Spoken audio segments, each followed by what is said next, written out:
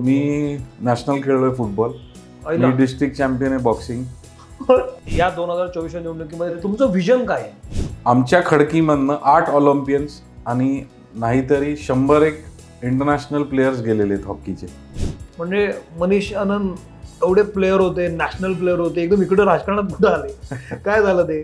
फक्त पोरांनीच, आमच्या इथल्या एरियाच्या पोरांनी सांगितलं की मनीष यावेळेस फॉर्म भरणार. तिथले नगरसेवक आमच्या घरीच बसला होता येऊन 4 दिवस. आधी सगळ्यांना सगळं करायचं असतं, नंतर कुठं होतं सगळं? आता मी झालो नाही म्हणून मी सांगू शकत नाही कुठे. मी तुम्हाला पण विचारणार आहे आमदार झाल्यानंतर की आज हिंजेवाडीला जायचं किंवा गणेश किंड रोडला जायचं म्हटल्यावर संध्याकाळी अक्षरच्या अंगावर काटा.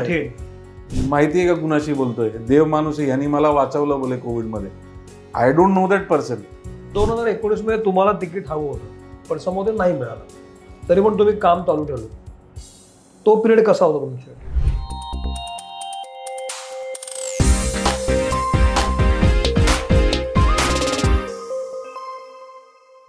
नमस्कार, मी सौमित्र बोटे, मित्र म्हणे नॉन पॉलिटिकल मध्ये मी तुम्हा सगळ्यांचं स्वागत करतो. आज आपल्यासोबत आहेत मनीष आनंदजी, आणि ते गेले अनेक वर्ष राजकारणामध्ये आहेत, पण ते फारसे कोणाला माहीत नाहीत. आणि माझ्याबद्दल म्हणाल तर मी पहिल्यांदाच त्यांना भेटतोय, पहिल्यांदाच मी यांचं नाव इतक्या वेळेला ऐकलं. यापूर्वी ते कुठे होते असा प्रश्न मला पडला. सर, मी तुमचं खूप स्वागत करतो. मित्र म्हणेमध्ये तुम्ही आलात त्याबद्दल मला खरंच आनंद आहे, आणि तुम्ही आलात वेळ काढून, याबद्दल एक छोटीशी भेट आमच्याकडून. भले ते घडो. थँक्यू. तुम्हाला खूप शुभेच्छा सर. थँक्यू, धन्यवाद. तर सुरुवात करूया. इतके वर्ष तुम्ही राजकारणात आहात, काम करताय, आणि तुम्ही पुणे काँग्रेसचे उपाध्यक्ष म्हणूनही काम करत आहात, नगरसेवक झाला होता तुम्ही. पण पुण्यामध्ये वेगवेगळ्या लोकांचे वेगवेगळे फ्लेक्स लागत असताना तुमचं नाव मी फार कधी बघितलं नाही. असं का? तुम्ही कुठे होतात आणि तुमच्या नावाची चर्चा इतकी फारशी का नव्हती? आता कुठे होतात म्हटल्यावर मी पुण्यातच होतो, काम करत होतो. पण थोडासा कसं की खडकी कॅन्टोन्मेंटचा भाग हा सिटीतनं थोडासा दूर, गावातनं बाहेर पडल्यासारखं असं आहे. तर तिथं काम करत असताना इथं त्याचा थोडा म्हणजे सिटीमध्ये त्याचा हे भेटत नाही, लोकांपर्यंत फोकस होत नाही, किंवा लोकांपर्यंत नाव पोहोचण्याचं थोडासा रिस्ट्रिक्शन येतो. पण गेले 2 टर्म मी नगरसेवक झालो. आमच्या कॅन्टोन्मेंटमध्ये 6 वर्षाचा टर्म झाला होता. त्या हिशोबाने 2 टर्म त्याचे झाले. 6 वर्ष मी उपाध्यक्ष होतो. बरेचशी कामं तिथं गेली. माझ्या हिशोबाने तिथल्या लोकांना बऱ्यापैकी माझं नाव माहिती आहे. बोपडी असेल, पाटील इस्टेट असेल, किंवा औंध रोड असेल, किंवा त्या भागातलं, म्हणजे that part of the city माझं नाव भरपूर ठिकाणी आहे. आणि आता जसं ट्रेंड चेंज होत राहिलंय, डिजिटलमध्ये पण लोकांपर्यंत पोहोचण्यासाठी आज आलोय तुमच्या समोर. आता तुम्ही पुणे शहरात यायला लागलाय. आत्ता पण आम्ही बसलो डेक्कन मध्ये बसलो, आणि अतिशय सुंदर ऑफिस आहे सरांचं, तिथं आत्ता आम्ही आहोत. आता तिथून पुण्यामध्ये आलं पाहिजे, आपण शहरामध्ये शिवाजीनगर एरियामध्ये आलं पाहिजे, असं का वाटायला लागलं? नाही, आत्ता नाही वाटायला लागलं. ऍक्च्युली 2019ला पण मी तिकीट मागितली होती पक्षाला, पण त्यावेळेस काय कारणास्तव मला तिकीट नाकारण्यात आली किंवा नाही भेटली, what ever may be the reason. But I work for the party candidate, जो त्यावेळेस दत्ता बैरट होते. काम केला पक्षाचं, आणि खूप कमी मताने ते पडले त्यावेळेस. पण भरपूर आमच्या भागातनं, ज्या ज्या भागात मी काम करतो तिथनं त्यांना लीड भेटलेला होता. आणि आत्ता 2024मध्ये पण माझी तेच होती की 2019ला जेव्हा मला तिकीट नाकारलं, म्हणजे काम बंद केलं नाही, काम करत राहिलो. औंध भाग असेल ते पूर्ण तो पट्टा सगळीकडे. काय महत्वाचं काम झालंय तुमच्याकडनं? म्हणजे आता खडकीला म्हटल्यावर तुम्ही, जसं मी टेक ओव्हर केलं 2008ला, मी उपाध्यक्ष झालो. आमच्या इथं उपाध्यक्ष is the highest civilian post. That means just like a mayor of Pune city. आमच्या इथं उपाध्यक्ष पोस्ट असते, आणि president, vice president is a civilian, president is the brigadier. तर त्या काळात बरेचसे कामं केले. तिथले हॉस्पिटलचा नूतनीकरण असेल, अद्ययावत केलं, ICU बनवले, एमर्जन्सीचा हे केलं. 100 बेडेड आमचं हॉस्पिटल आहे, त्याला पूर्ण फॅसिलिटीज उपलब्ध करून देण्यासाठी जे काय लागत होतं, म्हणजे स्टेट गव्हर्नमेंटचा फंड असेल, सेंट्रलचा असेल, किंवा कॅन्टोन्मेंट फंड थ्रू. तिथं इंग्लिश मिडियम शाळा नव्हती. कॅन्टोन्मेंटचं सर्व काम इंग्लिशमध्ये चालतं. बरोबर. आमच्याकडे मराठी मीडियम, हिंदी मीडियम आणि उर्दू मीडियम शाळा होती. इंग्लिश मीडियम शाळा आमची नव्हती, म्हणजे कॅन्टोन्मेंट बोर्डाची. ते चालू केली. आज त्याचा रेकॉर्ड आहे 10वी पर्यंत आणि 100% रिझल्ट. 1400 मुलं आमच्या इथे शिकतात. अरे वा. आणि at a minimum fees of 500 rupees. तर असे 1-2 गोष्टी केल्यात. त्याच्यामध्ये मी एक स्पोर्ट्स प्लेअर आहे. नॅचरल आवड आहे मला स्पोर्ट्सची खूप. कशामध्ये? काय, कुठला खेळ आवडतो? मी नॅशनल खेळलोय फुटबॉल. मी डिस्ट्रिक्ट चॅम्पियन आहे बॉक्सिंग. आणि आता सध्या माझ्याकडे जे पोस्ट आहेत, मी हॉकी महाराष्ट्राचा सेक्रेटरी आहे. मी शूटिंग बॉलमध्ये व्हाईस प्रेसिडेंट आहे. PDFA मध्ये कमिटी मेंबर आहे. असे बरेचशा स्पोर्ट्सची मी संलग्न आहे. माझे स्वतःचे फुटबॉल क्लब आहेत, बॉक्सिंग क्लब आहेत. आणि आमच्या खडकीमधनं 8 ऑलिम्पियन्स आणि नाहीतरी 101 इंटरनॅशनल प्लेयर्स गेलेले आहेत हॉकीचे. तर त्याच्यासाठी एक स्टेडियम उभा करायची एक ड्रीम होती. ते माझ्या काळात मी उभा केला स्टेडियम. त्याला ॲस्ट्रोटर्फ आम्ही आणू शकलो नाही, तेवढी एक खंत राहिली आहे. ते येत्या काळात मी नक्की करेन असं आहे. तुम्ही आता या 2024 निवडणुकीमध्ये तुमचं विजन काय आहे? म्हणजे तुम्हाला इथं काय आणखी सुविधा आणायच्या? तुम्हाला कसं दिसतं पुणे शहर किंवा तुमचा जो मतदारसंघ आहे त्यामध्ये आणखी काय डेव्हलपमेंट करावंशं वाटतात तुम्हाला? खूप सारे डेव्हलपमेंट्स आहेत. म्हणजे अपडेट जसं व्हायला पाहिजे होता शिवाजीनगर, किंवा time just go along with the time, तसं काही झालेलं नाहीये. 6-7 स्लम्स आहेत. म्हणजे शिवाजीनगर म्हटल्यावर शिवाजीनगरमध्ये तुम्हाला हाय क्लास सोसायटीज भेटतील. वन मोदीबाग, कॅसल रॉयल पासून Sindh society, national housing society to Patil estate, Wadarwadi, असं सगळं पूर्ण मिक्स आहे. तसंच Prabhat road, Bhandarkar road, Karve road हा भाग भेटेल. तर त्याचा उलटा रूप तुम्हाला येरोड्याचा काही भाग पण भेटणार. संगमवाडीमध्ये चाली, म्हणजे असं सगळं मिक्स आहे. Totally mixed.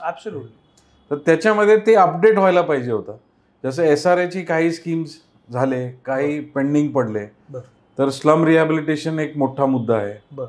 ट्रॅफिकच्या औंधवरनं यायचं आहे किंवा पिंपरी चिंचवडवरनं यायचं आहे. Aundh is the connecting point. First point enter करतो आपण औंधला. ट्रॅफिकचा खूप मोठा इश्यू आहे. तुम्ही बोपोडीवरनं आले, पिंपरी चिंचवडवरनं तुमचा फर्स्ट पॉईंट येतो खडकी, म्हणजे बोपोडी येतं. ट्रॅफिकचा खूप मोठा मुद्दा आहे. विश्रांतवाडी, दिग्गी त्या बाजूनी आले की तुमचा शिवाजीनगरचा फेस येतो, तिथं सापर्स, बॉम्बे सॅपर्स आणि तो भाग, येरोड्याचा भाग, तिथं मुद्दा आहे. म्हणजे it is a connecting point of Pimpri Chinchwad to Pune. 2 big cities are connecting and Shivajinagar is the face on that side. Traffic एक अनप्लॅन्ड डेव्हलपमेंट जे झालेली आहे शिवाजीनगरमध्ये.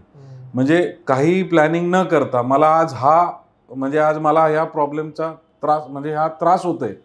तर त्या गोष्टीला तेवढ्या पुरता आजच्या म्हणजे आमच्या ते जनरल भाषेत म्हणतो ना आपण, साईन कोलीवाडा हात मारलाय तसं, की म्हणजे ते पुढे काय होईल माहित नाही, पण आजच्या आज सॉल्व्ह करून टाका. म्हणजे पुढचं प्लॅनिंग न करता केलेली डेव्हलपमेंट खूप. त्याच्यामुळे आज लोकांना ट्रॅफिकचा इश्यू असेल, सुएज लाईन्स असतील, पाण्याची लाईन असतील, एवढा त्रास आहे. सगळ्यांना माहिती आहे की आज हिंजेवाडीला जायचं किंवा गणेश किंड रोडला जायचं म्हटल्यावर संध्याकाळी अक्षरशः अंगावर काटा की बाबा संध्याकाळी गणेश किड रोड जायचं म्हटल्यावर एकदम माणूस नकोच म्हणतो डायरेक्ट. हे जे अनप्लॅन डेव्हलपमेंट झालंय त्याला प्रॉपर प्लॅनिंग करून, की मला आज हे गोष्टीची गरज आहे, पण ह्या गोष्टी मी आज करताना 10 वर्षानंतर ह्याचा इम्पॅक्ट काय होणार आहे, आणि त्याची प्लॅनिंग करून ते पुढे केली पाहिजे. जसं औंधचा स्मार्ट सिटीच्या नावाखाली एवढे मोठे मोठे फुटपाथ करून ठेवले, तिथं पार्किंगला जागा नाही, लोकांचे बिझनेस कोलॅप्स झालेले आहेत, खूप लोकांना त्रास आहे तिथं. फक्त काय तर स्मार्ट सिटीच्या नावाखाली तिथं रोड छोटे आणि फुटपाथ मोठे करून ठेवले. पण हे कशामुळे होतंय? प्लॅनिंग करतानाचा विचार होत नाही. आता मला तर तेच वाटतं की अनप्लॅन्ड, मी जे वर्ड यूज केला की पूर्णपणे प्लॅन केला असता तर हा प्रॉब्लेम झाला नसता. एवढे आपल्याकडे शासनाचे म्हणा किंवा कॉर्पोरेशनचे म्हणा किंवा एवढे मोठे मोठे ऑफिसर्स आहेत, इंजिनियर्स आहेत, त्यांनी प्लॅनिंग करून केलं पाहिजे. म्हणजे मनीष आनंद एवढे प्लेअर होते, नॅशनल प्लेअर होते, एकदम इकडे राजकारणात कुठं आले? काय झालं ते? What was that? नाही, काय स्टोरी नाही त्याच्या मागे, पण एक आवड होती, म्हणजे सोशल वर्क करण्याची आवड होती शाळेतून. मला आता परत एक फेरी टेल सारखं वाटेल, पण 5th I was in 7th standard. तर मदर टेरेसा आलते आमच्या शाळेत, आणि त्यावेळेस एक ते फॉर्म निघायचं, तुमच्या शाळेत पण बहुतेक असेल की बाबा ते कॉन्ट्रीब्युशन जमा करून आणायची, ते शाळेमध्ये द्यायची.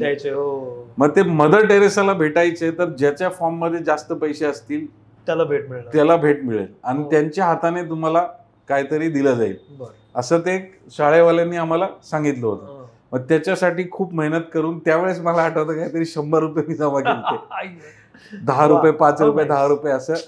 आणि ते जेव्हा त्यांनी ते मला एक स्टडी लॅम्प दिलता, त्यावेळेस टेबल लॅम्प दिलता स्टडीसाठी, तर ते एक अवॉर्ड त्यांनी दिला.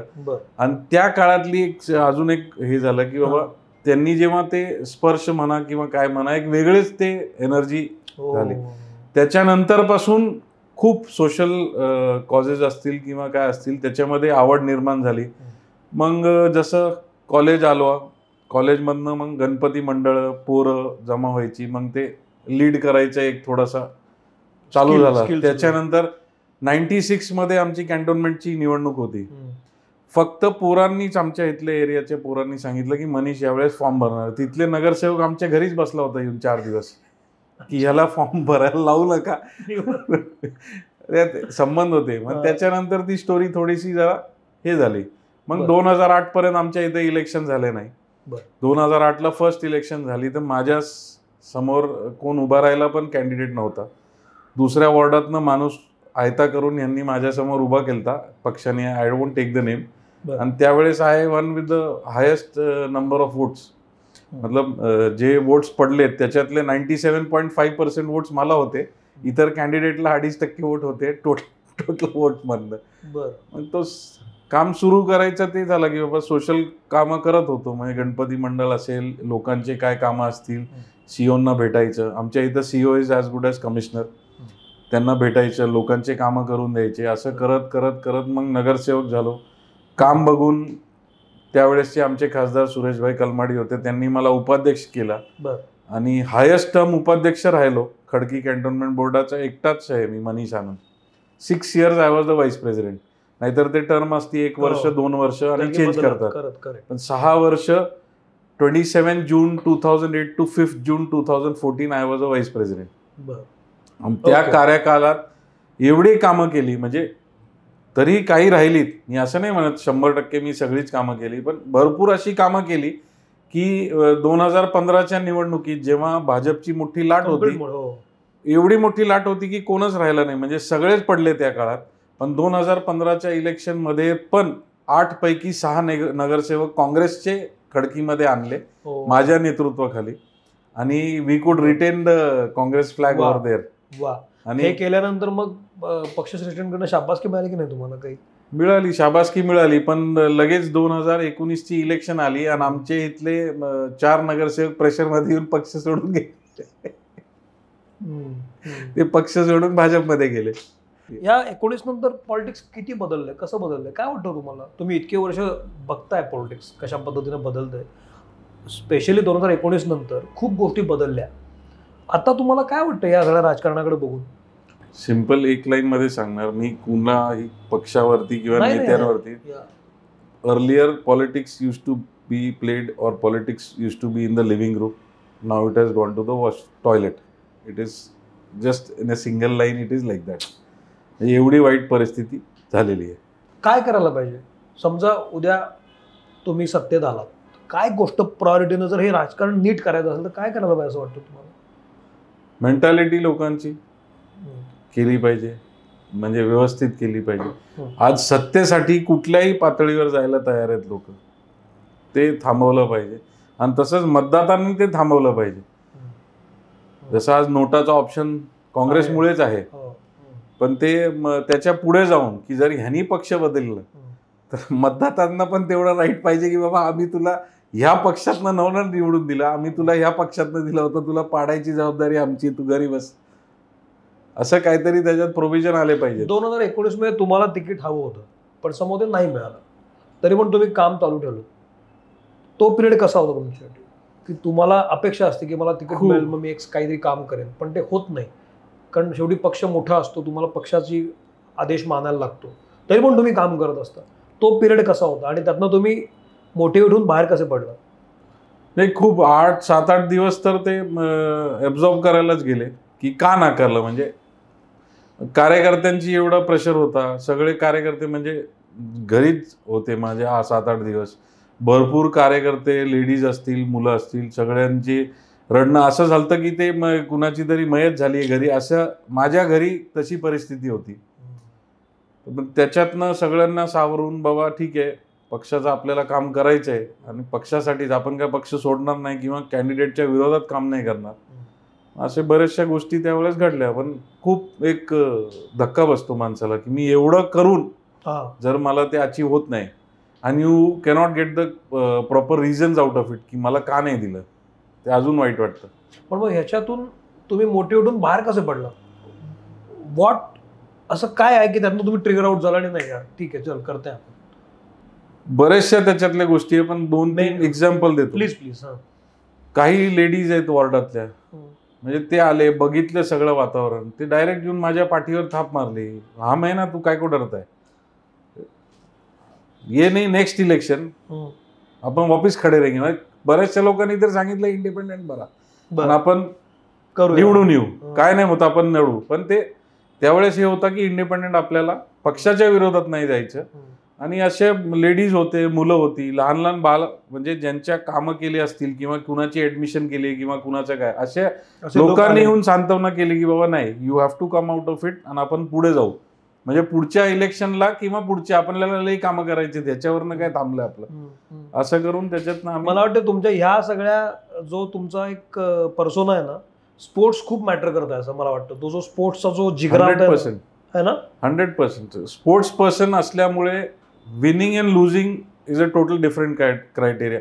How I played it, absolutely I am satisfied, that is the main whole ये ऑफ द गेम. पण तुम्ही मग हा वेगळा विषय आहे, नॅशनल प्लेअर असून तुम्ही स्पोर्ट्स का सोडला? बॉक्सर होता तुम्ही, फुटबॉल प्लेअर मी ऍक्च्युली काय झालं, मी होतो 9th मध्ये, आमचे वडील अचानक गेले, त्याच्यामुळे खूप एक घरावरती प्रेशर आणि हे निर्माण झालं. आणि भाऊ FY मध्ये होता, मग त्याला बिझनेस जॉईन करावं लागलं. Immediately after 10th I also started working with him and ते एक टोटली डिफरंट गेम सगळा बदलला. त्याच्यामुळे काय झालं की आम्हाला बाकीच्या गोष्टींवर कम, आणि खूप याचा वाद वगैरे होता प्रॉपर्टीजचा, त्याच्या आम्हाला थोडासा तिथं जास्त लक्ष द्यावं लागलं. त्याच्यामुळे स्पोर्ट्सवरनं बाहेर पडलो. पण मी बाहेर जरी पडलो, मी जे माझ्याकडे स्पोर्ट्सवाले येतात त्यांना त्याच्यामध्ये कसं ठेवायचं ते माझा प्रयत्न चालूच असतो. आता आम्ही हॉकी महाराष्ट्राचा सेक्रेटरी आहे, आम्ही 8 नॅशनल्स घेतलेले आहेत पुण्यात. आज महाराष्ट्राच्या 5 मुली इंडिया खेळत आहेत. महाराष्ट्राच्या बरेचशी पोरं, आता चिकटे असेल किंवा हे असेल, गोलकीपर्स आहेत, बाकीचे पोरं आहेत, ते खेळत आहेत. त्याचा एक आनंद भेटतो ना. मी नाही खेळू शकलो, पण मी कुणाला तरी करू शकलो. Yes, I am doing good job by putting somebody there. आमदार समजा तुम्ही झाल्यानंतर ज्या महत्वाचे बदल करायचे, तुम्ही आता मगाशी मला तक्रारी सांगितल्यात की काय होतं, अनप्लॅन्ड सिटी आहे, गोष्टी केल्या पाहिजेत, अमुक नीट तयार होत नाहीये, ट्रॅफिकचा प्रॉब्लेम आहे, रस्त्यांचा प्रॉब्लेम आहे. तुम्हाला येत्या काळामध्ये काय गोष्टी आणायच्या, शिवाजीनगर एरियामध्ये काय आणायचं आहे, काय काय नवीन तुमची महत्वाकांक्षा काय, तुमचं ओपिनियन, तुमचं ड्रीम काय आहे शिवाजीनगरबद्दल? पहिलं तर ट्रॅफिक मुक्त शिवाजीनगर करण्यासाठी जे जे म्हणजे हे बांधायचे असतील, सबवेज किंवा ओव्हरब्रिज, त्या सगळ्या गोष्टी करायच्या आहेत. आणि ते असे नाही करायचे आहेत की जसं गणेश खिंड रोडला झाला, 10 वर्षाच्या आतमध्ये 200 कोटीचा ब्रिज पाडून त्याला 150 कोटी खर्च केले. आणि I am not blaming again somebody, but ते चुकीचं झालं. जे तसं काय न करता, how that thing when a infrastructure is created should last for at least 25 to 30 years. त्याची लाईफ राहिली पाहिजे आणि त्याच्यामुळे कुठे प्रॉब्लेम नाही झाला पाहिजे. ट्रॅफिक मुक्त शिवाजीनगर एक पहिला मुद्दा आहे. दुसरा, शिवाजीनगर ह्या भागात आणि पुण्यातच टोटल ओव्हरऑल पाण्याचा खूप मोठी समस्या आहे. ते पाण्याचा प्रॉब्लेम सॉल्व्ह करण्यासाठी जे काय शासनाचे हे असतील किंवा फंड्स असतील किंवा हे जे लागणार, आता 24/7 डिक्लेअर तर केलंय, पण 24/7 पाणी भेटत नाही. उलट 24/7 सोडा, ते 2 तास पण भेटत नाही दिवसात. तर अशा ज्या गोष्टी आहेत त्याच्यावरती that will be the first priority and agenda, how to get it solved. बरं, ओके. पाणी. दुसरा, हॉस्पिटलची परिस्थिती खूप वाईट आहे. गव्हर्नमेंट हॉस्पिटल्स जेवढे आहेत त्याच्यामध्ये सुविधा अजिबात उपलब्ध नाही आहेत. ससूनला जावं लागतं, ससूनमध्ये खूप वेटिंग आहे. आणि ससूनची पण चूक नाही, कारण एवढा मोठा हॉस्पिटल आहे आणि पूर्ण जिल्ह्यातले सगळे लोक तिथं येतात. तर त्याच्यामुळे तिथं लोकांना प्रॉपर फॅसिलिटीज भेटत नाही. तर शिवाजीनगरला एक चांगला जर हॉस्पिटल आपल्याला ससूनच्या ह्याच्यावरतीच त्याच्यासारखाच जर असा मिळाला तर खूप लोकांना फॅसिलिटीज उपलब्ध होऊ शकतात. काय करायचं तुम्हाला स्पोर्ट्समध्ये माझा हे की एक इंटरनॅशनल स्टेडियम छोटा का होईना, म्हणजे not at the full fledge you can have international tournaments but at least a international stadium where you can have some events, some part of the events of a big tournament. ते असं एक उभं करायचं. त्याच्यासाठी आपल्याकडे खूप ग्राउंड अवेलेबल आहेत. त्याच्यावरती वर्किंग प्रॉपर झालेली नाही. ते जर केली तर 100% इथं ग्राउंड करता येईल. शिवाजीनगरचं आपण जर जॉग्राफिकल हे बघितलं, maximum number of colleges are in Shivajinagar, if I am not mistaken, right. Maybe BMCC, Marathwada, Symbiosis, modern college, Garware college, all the colleges आहे. तर ह्या कॉलेजमध्ये येणारे सबर्ब्सचे जे मुलं आहेत किंवा इतर भागातली जे पोरं येतात त्यांच्यासाठी एक प्रॉपर लायब्ररी किंवा हॉस्टेलची फॅसिलिटी. आज हॉस्टेलची फॅसिलिटीज खूप आहेत पण ते प्रॉपरली प्रायव्हेट हॉस्टेल सारखे नाही आहेत. मग त्याच्यामध्ये त्यांना फॅसिलिटीज भेटत नाही आणि ते चार्जेस पण खूप आहेत.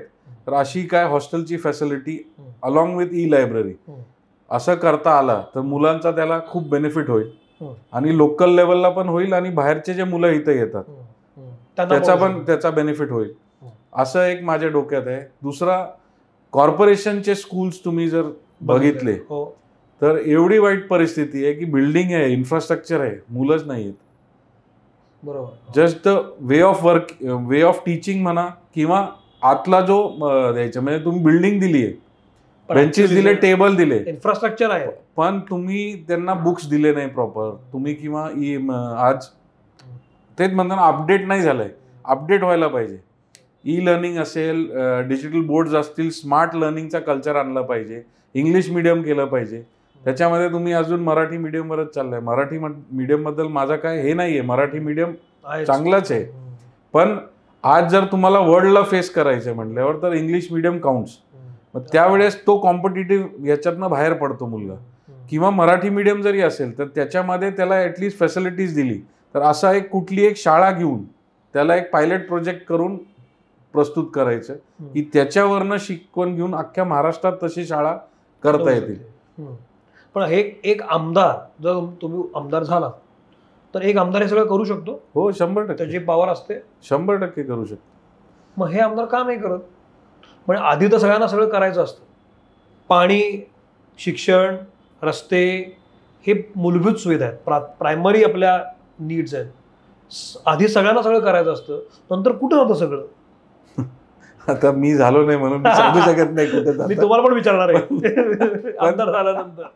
पण कसं आहे की नगरसेवक जेव्हा कॅन्टोन्मेंट बोर्डामध्ये सदस्य म्हणतात, मी जेव्हा सदस्य झालो तेव्हा पण खूप असा एक्साइटमेंट आणि हे होती की बाबा आपल्याला हे सगळं करायचंय. मी सांगतो तुम्हाला, हे मी काय विचारलं तर तुम्ही इतके वर्ष बॅकएंडला आहे कम्प्लीट, यू नो एव्हरीथिंग. तुम्हाला सहज शक्य होतं की खुर्चीवर जाऊन बसणं, तुम्हाला सहज शक्य होतं की तो ग्लॅमर सगळं आपल्याकडे घेणं, पण तुम्ही ते केलं नाही. तुम्ही ते लांबून बघताय सगळं की काय चाललंय कसं, आणि आता तुम्ही एक स्टेप पुढे आलाय की आता मला करायचंय. म्हणून मी तुम्हाला विचारलं की तुम्हाला सगळं दिसतंय, ही माणसं कशी होती, काय काम करतात. कुठल्याही मला एका पक्षाबद्दल बोलायचं नाही, कुठल्या एका व्यक्तीबद्दल बोलायचं नाही. ही टेंडन्सी काय आहे आमदारांची की सगळं छान करायचं असतं नंतर बदलतं, असं का होतंय? आणि तुम्ही असं काय कराल, काय शाश्वती प्रॉमिस द्याल की मी करीन? नाही, का बदलतं म्हटल्यावर ते असं आहे की लोकांचा आजकाल हे जे ट्रेंड आहे किंवा सांगतायत की people have a short term memory. तर इलेक्शन आली तरच काम करायचं, लोकांच्या लक्षात राहतं, मग ते 5 वर्ष नाही केलं तरी चालतंय. असं जे तुम्ही ज्यांचा विचारताय त्यांचा असं एखाद्यावरीत असं असू शकतो की बाबा की असं आहे. पण जर आपण कंटिन्युअसली टचमध्ये राहिलो लोकांच्या किंवा काम करत राहिलो तर मला अशी खात्री आहे, माझा एक्सपिरियन्स आहे मागचा, की जेव्हा माझा वॉर्ड 2015ला लेडीज झाला, मला पक्षाने एक 3 नंबर वॉर्डमधनं संधी दिली आणि माझ्या मिसेसला 4 नंबरमध्ये, आम्ही दोघं निवडून आलो. म्हणजे कामाची पावतीच होती. त्या वॉर्डात माझा काही संबंध नव्हता आणि म्हणजे I was a vice president. लोक यायची माझ्याकडे कामं घेऊन, पण त्या लोकांची केलेली कामं म्हणून तिथं एक BJPची नगरसेविका ऑलरेडी एक्झिस्टिंग होती एक स्ट्रॉन्च पुण्यातले एनसीबीचे व्हाईस प्रेसिडेंट होते, त्यांच्या विरोधात मी निवडणूक लढवून जिंकून आलो. Wien you are in public, मग तुम्हाला हे इलेक्शन आणि हे या गोष्टीचा विचार करत नाही, त्यावेळेस तुम्हाला जास्त पळायची गरज पडत नाही आणि लोक आपोआप जॉईन होतात आणि येतात की तुम्ही आमच्यासाठी 5 वर्ष केलं ना, आता आमची करायची संधी. असे बऱ्याचशा वेळेस झालंय माझ्याबरोबर. हा माझा एक्सपिरियन्स सांगतो की आपण जसं आता मंडळांना भेटतो किंवा तुम्हाला काय लागणार आहे किंवा काय, मी आमदार झाल्यावर किंवा नगरसेवक झाल्यावर हे बांधून देणार, पण आम्ही 5 वर्ष एवढं काम करतो की ते आपोआप मंडळची पोरं बाकीची शेट तुम्ही लय केलं, आता 5 वर्ष आम्ही, आता आमची वेळ आम्ही करणार आहे. कोविडचा काळ होता, नेते दिसतच नव्हते कुठे. म्हणजे I am not blaming any personal specific person, but अशी परिस्थिती होती की मी आणि माझी मिसेस आम्ही दोघं 24 hours round the clock available for public होतो. म्हणजे तुम्हाला रेमडेसिवीर लागतं, तुम्हाला कुठलं इंजेक्शन लागतं, कुठला 100 बेडेड आम्ही स्वतःचा कोविड सेंटर उभा केलता. तिथं पूर्ण फॅसिलिटीज फ्री दिली ती लोकांना. तुम्ही तुमचं जेवणापासून. शाळा होती कॅन्टोन्मेंट बोर्डाची, कॅन्टोन्मेंट बोर्डाकडनं परवानगी घेऊन आमच्या मित्रमंडळींनी एकत्र येऊन आम्ही ते उभा केलता आणि त्याचा खूप चांगला इफेक्ट पडला. म्हणजे एवढा इफेक्ट पडला की लोक स्वतःहून, आता I am not praising myself again, but मी एक सोसायटीमध्ये मागच्या या इलेक्शनमध्ये गेलतो एमपीच्या. सोसायटीच्या एक वॉचमॅननी मला अडवलं की आतमध्ये हे पॅम्पलेट आणि हे वाटायला अलाउड नाही आहे. दुसरा वॉचमॅन उठून आला, माहिती आहे का कुणाशी बोलतोय, देव माणूस आहे, यांनी मला वाचवलं बोले कोविडमध्ये. I don't know that person, but अशा काही गोष्टी आहेत आणि ते ब्लेसिंग इन डिस्गाईज आहेत. त्याच्यामुळे काय काम करायला अजून ऊर्जा भेटते आणि हे भेटतं. असं तुम्ही टचमध्ये राहिले ना कंटिन्युअस पब्लिकच्या, तर तुम्हाला कोणच हरवू शकत नाही. असे माझा हा एक्सपिरियन्स आहे. तर लोकांनी जर कंटिन्युअसली टचमध्ये राहिलं तर मला नाही वाटत की तुम्हाला जास्त लोकांकडे एफर्ट्स, किंवा इलेक्शन आली की नुसतं भूमिपूजन करत सुटायचं. बस भूमिपूजन तुम्ही जर निवडून आल्यानंतर केले असते तर प्रोजेक्ट कंप्लीट झाले असते, लोकांना त्याचा बेनिफिट भेटला असता, लोकांना तुम्हाला सांगायची गरज पडली नसती की मी हे केलंय. लोकांनीच सांगितलं असतं की बाबा आले यांनी आमचा हा प्रॉब्लेम सॉल्व्ह केला, हा प्रॉब्लेम सॉल्व्ह केला.